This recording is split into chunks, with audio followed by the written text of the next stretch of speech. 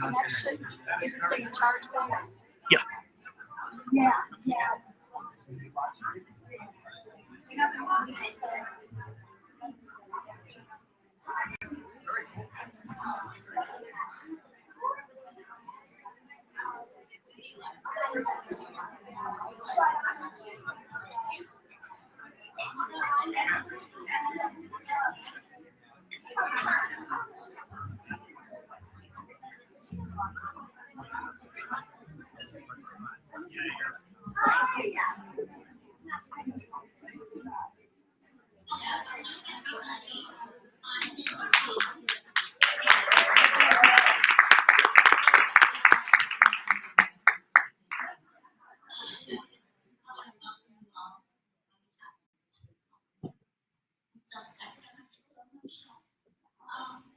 It's COVID. I really great phone call from two really crazy ladies who said, we're doing this podcast. You want to be a guest?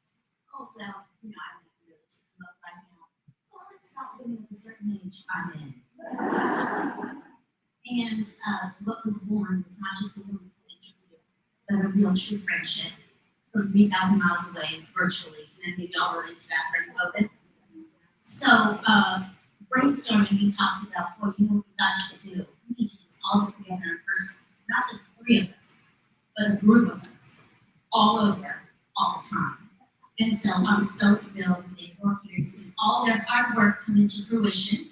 So let's get this thing started.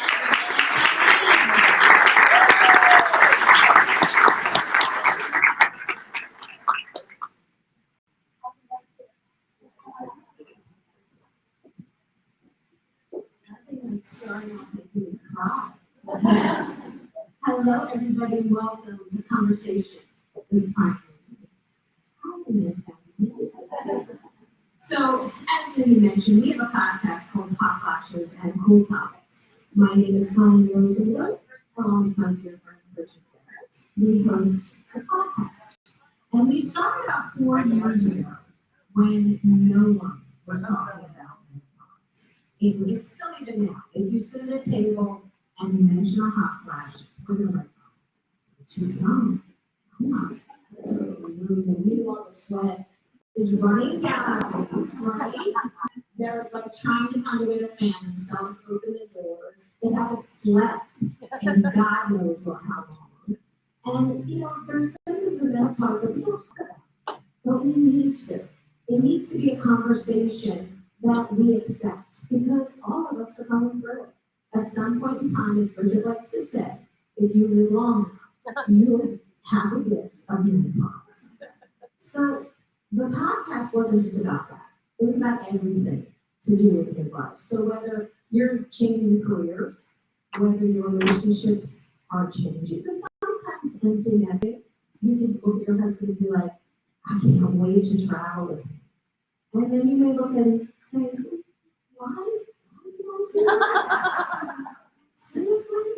So, and that's okay. It's part of the conversation. So as we built this podcast, which we have to say is in the top 1.5 podcasts in the world, we realized that this conversation needed to grow bigger. And so our friend Mindy, who is like, say the wind beneath our wings, said, that's it. We're taking this on the road, and we're going to let women know that this conversation is important. Because it's not just about getting lectured to. It's you want to sit in a room with a glass of wine or mimosa, I hope everybody got their mimosas, and talk. And talk about what's happening in your life. And talk about things you can do to look forward to it. Because life is just getting started at 50. We're living longer. What do you want to do with it? So with that, I am going to give the mic over to Bridget. I'm going to get started on panel number 1. Thank you all for doing this.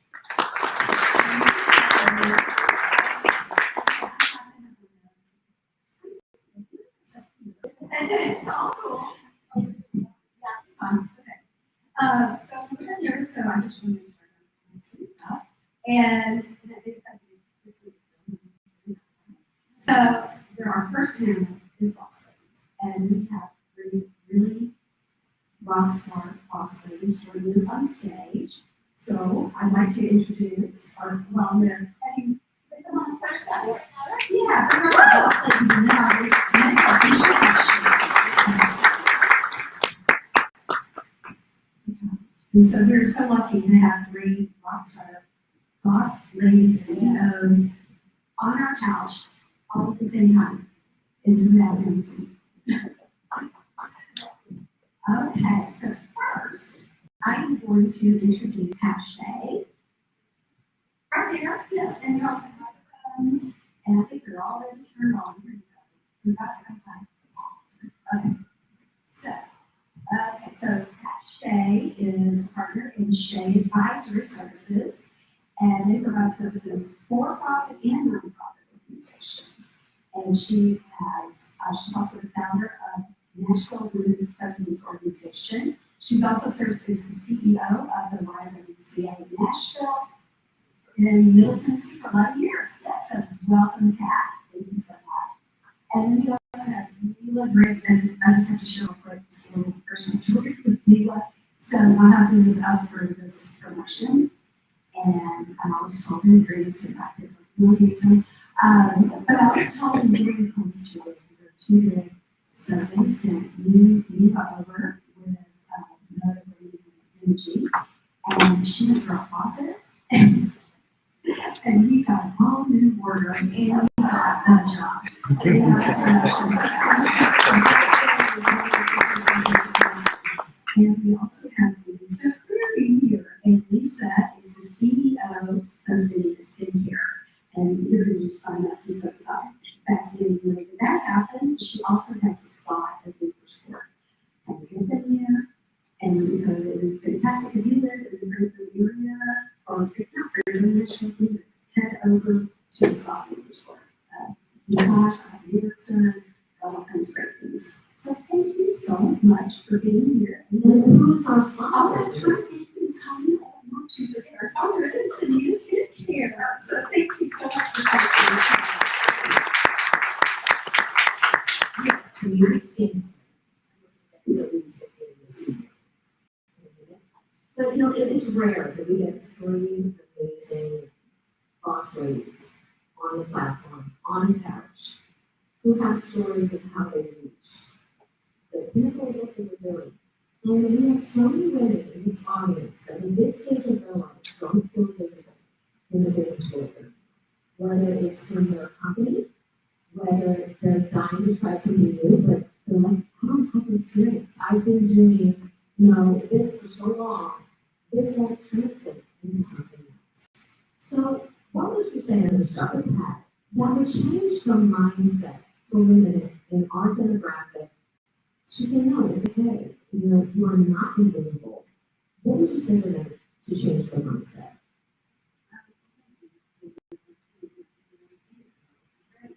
So I'm 64, and I understand the idea. I used to walk into a room, and especially the men, that was hot, would turn around and to not walk into a room and God said, excuse me, do you wear coffees? So it changes when we get a little older. But I think the idea that we're invisible is a superpower. It really is something that I claim, because I think women get a lot of attention when they're younger for the wrong reasons. And when we really have the brilliance, we're more ignored. But when you are maybe not the center of attention, you can see and hear things and be part of everything without anyone else even seeing your presence. And then you gain so much knowledge and so much wisdom. But then I think psychologically, you change it in your mind to not be invisible, but be in charge. And when you speak, take the room. Because when people are witnessing another human being, they're mostly thinking of themselves anyways. They're really not thinking of you. They're not giving you attention, but it's usually attention about what they want from you. So my whole belief is claim the invisibility, claim what you can gain from it, and then claim your space. This is really good time for us.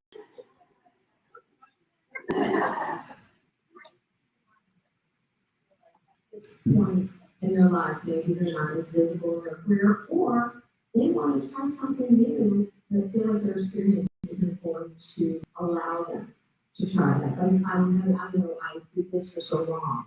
How is that going to be valuable? So,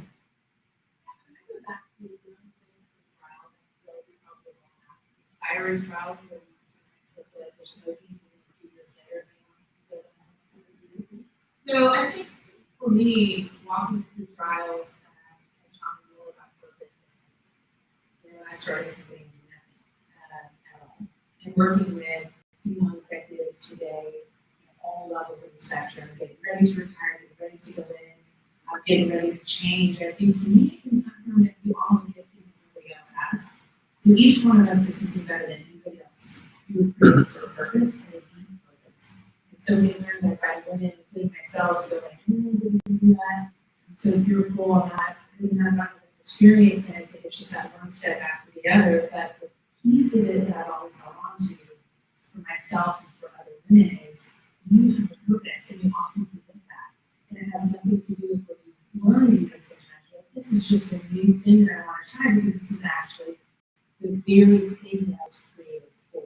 So finding that gifting is more important than anything else. What did you find anything else? And I think we'll tell you that you one thing better than anything else, and that's it, and that's good. That's terrible. Not good. But this one thing you do better, and I think as you put one foot from the other, fear, I think the last the biggest thing that I've learned from mentors in my life has been you do not want to look back and not get to the purpose that you were set for. So find that gifting, own the gifting, build the gifting, share it, and who's looking at you to ask for humility. Not who cares about themselves. It's really very selfish. Right? So if you're making mistakes, people are like, I'm not so find your purpose. thank you, it's great. What about you, Lisa? Well, for me, I think what I would say is really important and most of the people always and most of them are and I think in my experience too, and with myself, it's super important to make sure that you keep your skills set up. So I'll give you an example. The vice president that runs my social media keeps on me, getting on me about you don't know what I'm doing because you don't know how to do it. And so I think don't be afraid to step into learning something new because the world is constantly changing. It's changing so fast now, right? It can be, so I had no idea what she was talking about, and I learned because I had to. And I think it's just really important to be in this point, not to be afraid to learn something new, and to kind of meet people where they are, and not expect them to come to you and say, "Oh, how do you know us?" That's great. And I would say also, one time we had an interview where the word mentor, everyone thinks that a mentor has to be older, but they don't. Mentors can be younger people. If you're in a business and you do not understand the internet, you do not understand how this works, your mentor can be your 25-year-old child or someone who works in your office. Don't have the mindset that you have to be the mentor or that they have to be older. I mean, he said it was instead of an intern, it's an intern. Because he was interning, but he was mentoring everyone that had experience in what he needed to learn. But he was also the mentor, which is wisdom. So, that's great. So I want to ask Pat a question. So Pat, you have a passion for helping others. And how do you empower people to give back to the community? Okay, ladies, this is really important. I spent 20 years in nonprofit, and I probably raised $60 million. So I watched a lot of charity. How many of you believe the statement, those who give receive? Okay, that is an absolute truth that we ignore on a day-to-day basis. And so I'm inviting you to adopt giving and receiving as a wellness practice. Every day when you wake up, I want you to think, who can I give to today, and what can I be open to receiving? Giving and receiving is a natural process. When you're a baby, someone takes care of you. When you are my mother, 96, I take care of her. We're born to give and receive, but society teaches us somewhere along the line that giving is something we're obliged to do, and receiving is something we shouldn't expect. But I'm telling you, giving and receiving are the same thing, opposite ends, the unity end, and the more you give, the more you get. And you give what you are good at, your gifts. So I just beg you, think about waking up in the morning and asking yourself, how can you give and receive actively? And when you get in bed at night, count the times. There was a preacher in Memphis that I got to hear, and he said the worst thing that could happen to him was to show up at the pearly gates and have to explain why he brought back the gifts he was given to give. So we have gifts. Die empty. Do everything you can do to open your heart and look for opportunities. Small ones, big ones. Say hi to the woman at Kroger and use her name. Make eye contact with a cab driver. Pay for your nephew's college graduation. But look for ways to give. And then receive and receive and receive. And you're not good at that. But every time you give, you get free. And giving and receiving is a natural process. And I swear to you, what you give, you will get back. So it's just you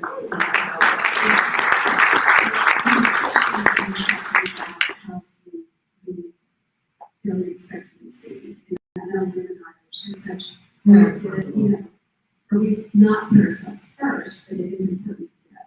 We sit down and say, college, here's my nephew over here, he's right on me. The gifts have to be big. I was on the other with a gentleman wanted to see my mom, and I just opened my heart to him because he was like 100 years old. And I said, "Hello, how are you today?" And he looked at me and he said, "I'm great, but whoever you're going to see, you are going to make so happy." I was carrying my mom's groceries and her flowers. And he walked up the other and I kind of caught up to him and said, "I'm sorry, sir, I hope you think I'm following you." And he said, "This happens every time I meet a pretty woman." But when I got to my house, I realized he saw me in what I was doing for my mother. He called me pretty and he made me laugh. And that was only because I opened my heart to him and greeted him with sort of affection. So it's so simple. That's true. So, Lisa, you have had quite a story in your life as well. And you took a company when you were in your 40s, and created Cindy Skincare, which is a phenomenal brand. But you weren't in the skincare industry for most of your life. So for the women who are I want to put, I want to do something different, but I want to experience. What would you say? Well, the first thing I would say is don't let anybody tell you you can't. I know a lot of people tell me that I couldn't. So I started my career in finance and was working on financial modeling and was able to partner with in my 20s. But in the middle of that, my son became very ill. And subsequently, we went through cancer. And so after that, I just thought, I need to do it. And so I started my own business, which then led me to working with companies and helping them turn around. And Snea's, as it existed, was a very small company in Boulder, Colorado. And they came to help me turn around. I didn't listen to what they said. Amount of calling me a lot of money and asking for people and change. And at first I thought, I was using cons. So, okay. And I said, no. And then they encouraged me to try to go on 3 or 4 products to try to work for a month or so, and I did it. And I don't know, I thought, yes. and it was off, was a bankrupt on they were the IRS $4 million. So you don't necessarily pay taxes, by the way. But you just kind of had a wonderful team that helped me, and kind of slowly over time, just moving the company and that's the profits and whatever. Yeah, it's taken a long time. That was 20 years ago, by the way. And yes, I was 31 when I took this on. But I would say, so many people said after I'm successful, well, maybe accounting that I didn't think you knew a damn thing about marketing, or I didn't know how to make products. And by the way, they formulate and manufacture all of them themselves. So I began learning these skills, which is kind of why I said I started with it's so important to me because I was reading it. And I can say they tell me something, I need to understand something after it. So with learning and again, just taking it one day at a time and believing in yourself because no one else did. No one thought you did. So everyone from my husband to me wrong. Listen to your instincts. Listen to your gut. You have brain cells in your gut. Listen to that. It'll take you home. Yeah, that has been, that's really amazing how you just turn it around. I just having that brain and just perfectly that they can do best. Oh, I made it so easier. You just help pass and so too. So that is so amazing. And Mila, you've been and you heard the book and you're very open about what happened with the adversity that happened with you, yet you still push ahead, you've been on with your business, and how can you motivate other people how do you use your story to inspire others to go with what they have and to become a success? Yeah, I mean, so really quick story.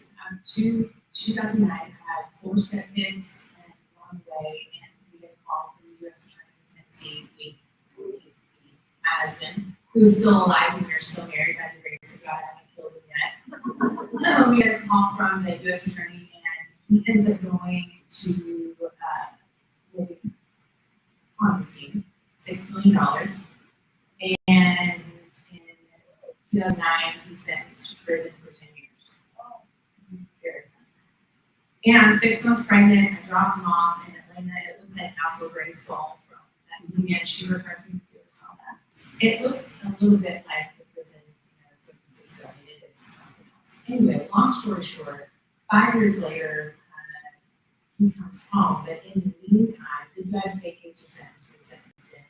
She's a hero as well, right here in Nashville, for the judge. But in the meantime, I have a business, but it's not what it is. And I'm trying to build my personal brand, and that's what I'm doing for other people. And so you have a community of people who are going, not the world, because you can imagine, everybody knows, it's in every paper, it's on the TV, and I'm like, okay, well, no choice, either I can go up the ball and cry every day, which it is, or I can remember who I am. And then regardless of what my husband does, I have a purpose in his life. And I was created for one. And I was not about to let that get me down. And then people, like this woman sitting to my right, which I won't look at her because every time I do I cry when I tell the story. She humbled as that, but one of the most powerful, amazing women you'll ever meet, and business leader in the city. So people like that, I was blessed to have come up under me and lift me and help to build my brand and to encourage. She said, if I judge every friend that my husband's did, I don't have friends. I'm not going to hit the book and I can write because everybody needs to know who. So I would say, it's been since 2009 to now, the company's grown exponentially, and I started off with closets, and now I do personal branding for people and corporations, and I never would have thought that would be how that I would have said crazy. So I would say, knowing who you are matters. Knowing should have a purpose, and I am very faith grounded. I'm very grounded in my faith. So knowing that every day I get up and I'm like, Lord, what is your will for me today? And I only fall as far as my faith lets me go, right? And I know that no matter what happens or what hits me, my grandfather used to say when I was younger, I was in 6th grade, I come home, my grandfather would be, why do you have that hit? You've seen that hit back your wedding, that's my life. That's what I can't see.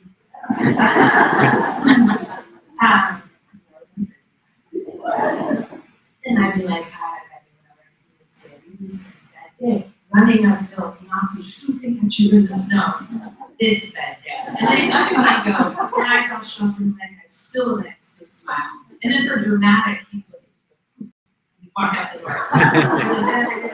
So I think just knowing who I am, where I came from, the family that the Lord put me in, I don't say, look, I don't see Nazis who are shooting at me. But remember who you are. I don't think he's saying, oh my gosh, I did this. And I'm like, no, I can believe it. Saturday, I drive to Atlanta Federal Prison. I can believe it because I'm seeing it. Then working on your marriage, working on your career. So really knowing who you are and the purpose that you do. I keep going back to that because that matters more than anything. It allows you to stand path, clearly look at your purpose and know that no matter what happens, nobody is going to take credit for me. My God, my guy, I would say all of my gifting has been pure action. And I will have no regrets there in that fear. So I would say who you are, people I get it. But when we get to know me, every single day we apologize. We get some coffee. But wait, answer the question.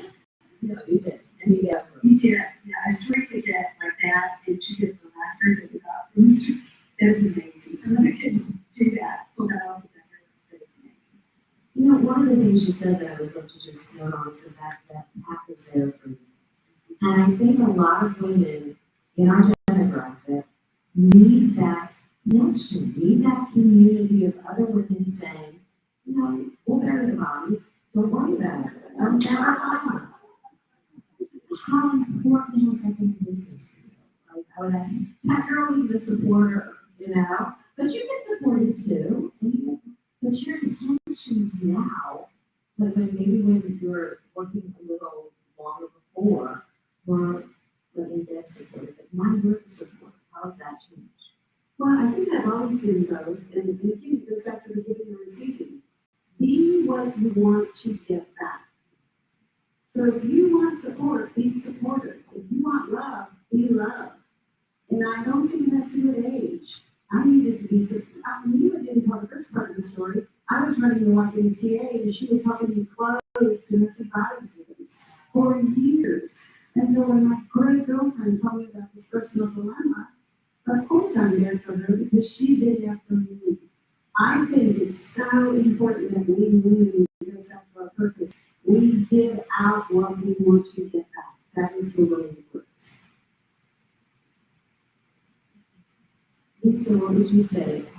You had some support because your mother didn't support the decisions that you were making. But to give a team that was there, and are you now, what are your intentions now? Is it to get back to other women in business? What are you doing now that you have the ability to get back? Well, I actually did have very strong mentors. And my first boss, who still lives down the street from me, she's in her 80s now, and she's still working 5 years from me. I mean, she's amazing, she's incredible. But she took everything girl right out of college and really mentored me, made me feel strong, and was a great leader for me. So yes, I feel a very huge obligation to make sure that I'm mentoring young women, middle-aged women, anyone who can, and to make sure that I give them constant opportunities and opportunities. And that's just important to me. It's important to me that I give back what's given to me. So, that's one. Well, can I say one thing? So we're in a group together of 15 CEOs, and when women say, oh my gosh, you won't believe what happened to me, before they can get their story out, she has sent them a gift back. I mean, this woman is one of those giving women I know. And it's love. She gives out love as freely as most of us give out oxygen. And I would say, when you check the gift bag, you will understand how giving she is. So I think we have, I'm checking the camera, I think we have time for a question or two. Great. So, raise your hand. Short questions, guys, please. Anybody have a question? Because I can talk forever. Okay. So, okay.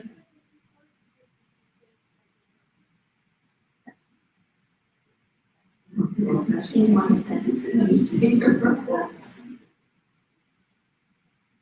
I would say to be the best human being I can be and to every day try to care for humanity in the ways that I think we do this. I would say, to help people find their purpose, and to be seen, to share the love and kindness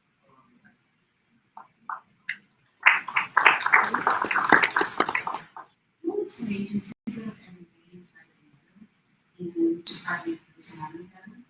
That's important to me. I have a big never looking back and never regretting mistakes and just being achieved. So just to wake up every day and look forward to what's to come, not what I screwed up yesterday. Any other questions? We've got somebody up here. Is there anything that there is for each of you that you just thoroughly regret and you wish you could have changed, but maybe it pushed you forward? Regrets, and what happened with those regrets?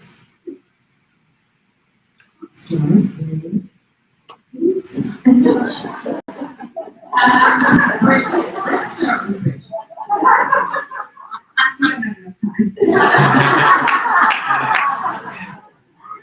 I would say I really try not to do that. I try not to have regrets. So I probably have a lot of them, but don't push me back. Keep going. Yes, because I can see now like how each thing that I did has played such a role. So all the things that I've done wrong, I organized and how I really will see years forward what that has allowed me to share. We go through trials and we make mistakes so that we can learn from others. It does, but it's not a mistake. And I would say I would regret in word or waste of time, and I wish I knew that 20 years ago.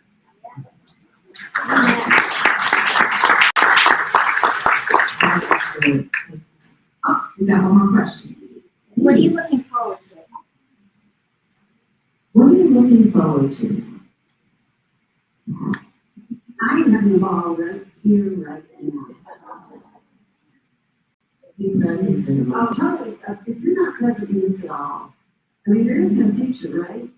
That we can be guaranteed of. And seriously, the energy in this room, I just feel it's like we're all at a different, we're elevating at a different level this morning. I just think. Say now between 5 kids, 6 kids total. All 4 and 7. So who goes on? Yeah.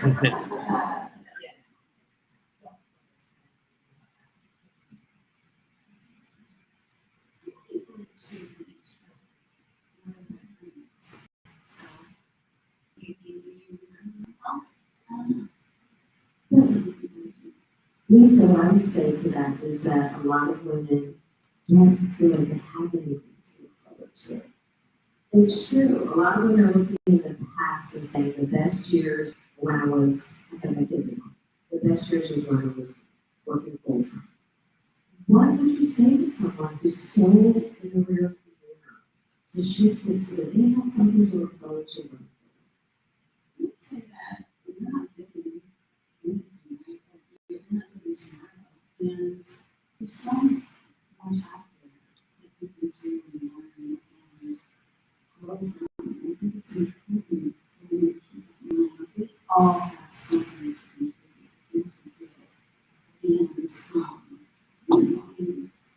And some people really amazing relationship with I don't really care what people look like. But my true passion is a nonprofit. We I think everything's feedback every week. So I think we all have something to do.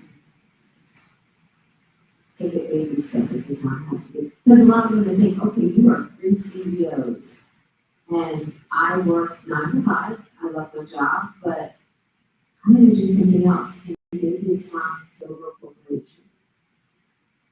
They are so self-conscious about that. And it's okay to say that. Do you want to take a dance class? Do you want to start to exercise? Do you want to read a book on the couch and not feel guilty? Because the kids aren't running around anymore. They're using your credit card to buy stuff. So and it's okay to take self-care for yourself. And I think it's really hard in our generation to put ourselves first. Because we have been taught by other people that it's selfish. Self-care is selfish. So look forward to, I have my time on that. But so they look forward to something small. It does not have to be huge. And with that, before we finish up, I just want to remind everybody to do some incredible shopping out there. And check out all the companies, all the brands. This outfit that I have on was styled by Katie Rushton, who's going to be coming up on our final panel. And we did Magic Live. We went to Monkeys, which is the clothing store that's outside. I go in sweats and a t-shirt. I'm not. We're just the I did not dress. recognize it when I walked in. If there's not sneakers, I'm not doing it. Seriously. Oh, okay, but just let me finish with the monkeys. So she sat on from head to toe and she listened to what I liked. These are elastic. I don't like buttons. Don't make me, if I want to have that dessert, I'm having it. So check out Monkeys. They have great styles. They have stuff for women to feel comfortable, yet stylish, and Katie will be on the 4th panel. What was the question, Karen? This is another question.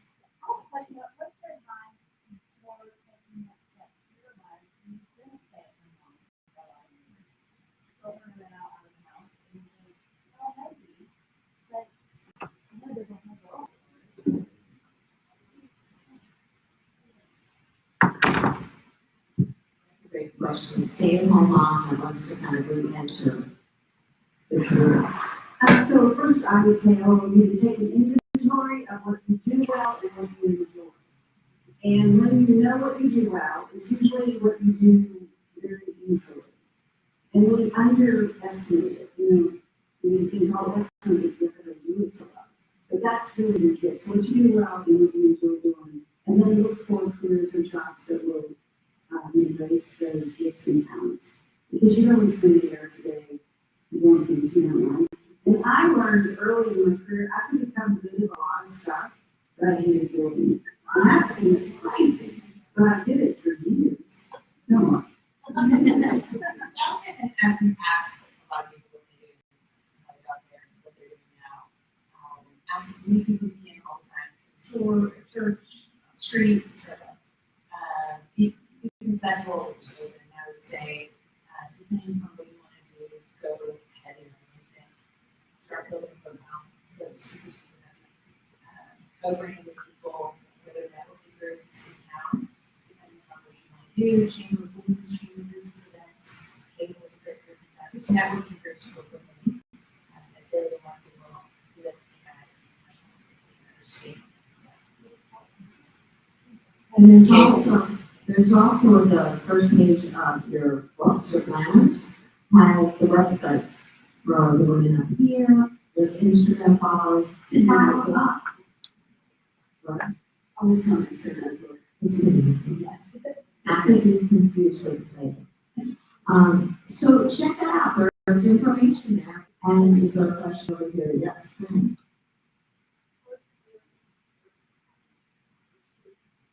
Great question. Perseverance, Lisa versus Tony.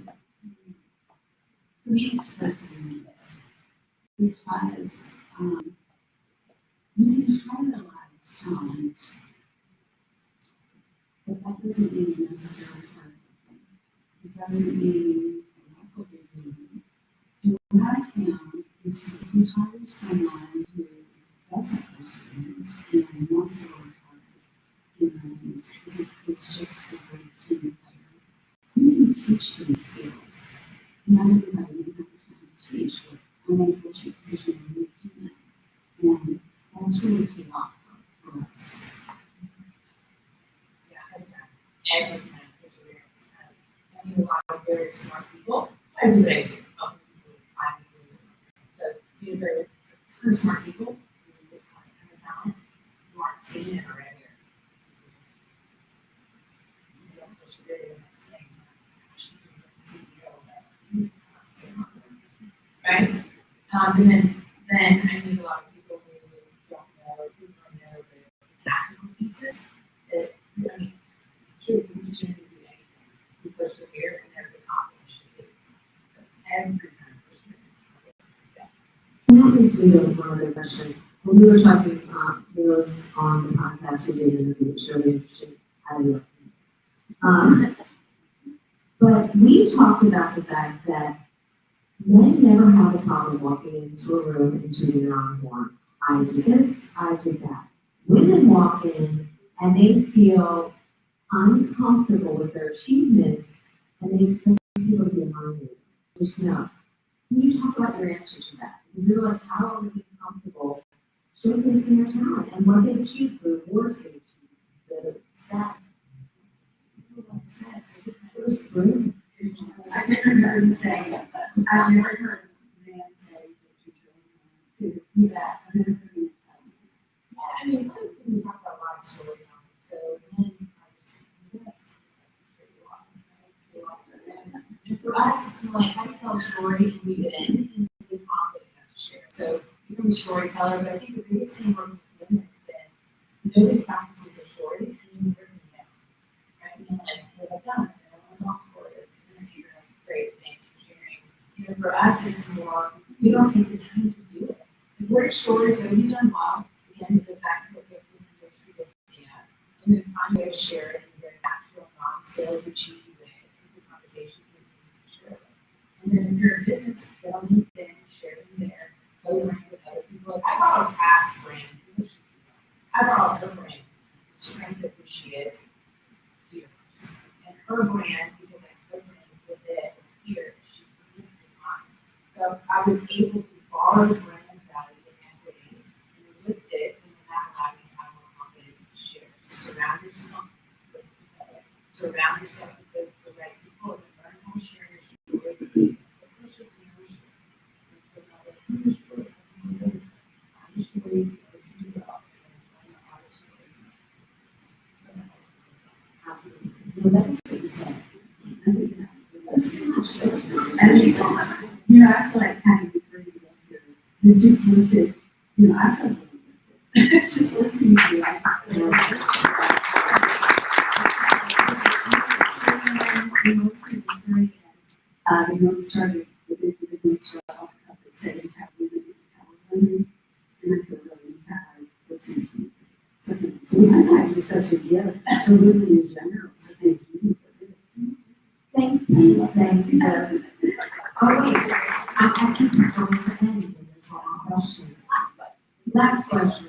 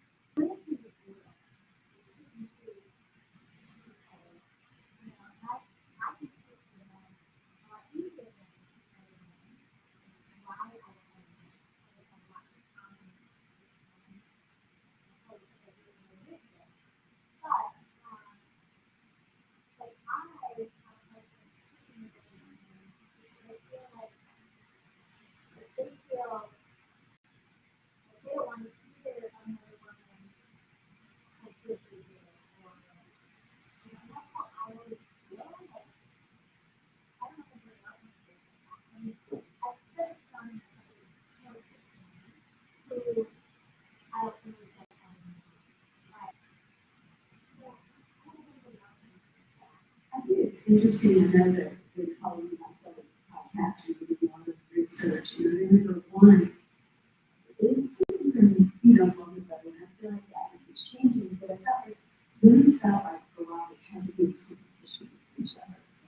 felt like everyone could be at the top and it was a fun night. And oxygen in the room, like you had to walk in and there was just a finite amount of oxygen. And I found that it was a gift as I get older. I have found that is bleeding away. I don't know about you or all of you. I really do feel like we're more, I mean, just the people in this room, the people that have met this podcast, I really feel like the competition's away, everything, you know, we're here to just support each other. I mean, there's so many women in this room right now who can add that we are help each other. And I do feel like that is a little bit with age. And I think if we do that now, we are showing our daughters and our women that the generosity and love and sharing and mentoring goes, there's no limit to that. There is an infinite amount of attention or praise for everybody. And I think it's, you know, I can see, I know what you mean, we can also live in we also live in minerals. So we know how that happens. But I do, you know, and you know how to use the vibe for people like, you look at the movie on that person, right? That's another thing, you can't, it's okay to be in a relationship.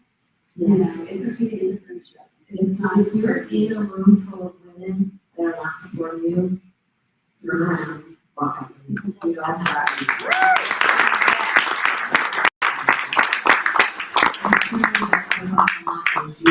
It's all for you. It's all to you.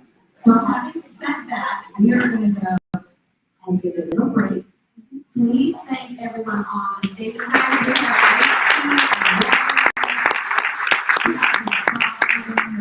have not checked out the spa. What are you waiting for? And we will see you in about 15 minutes. So enjoy. Thank you all so much.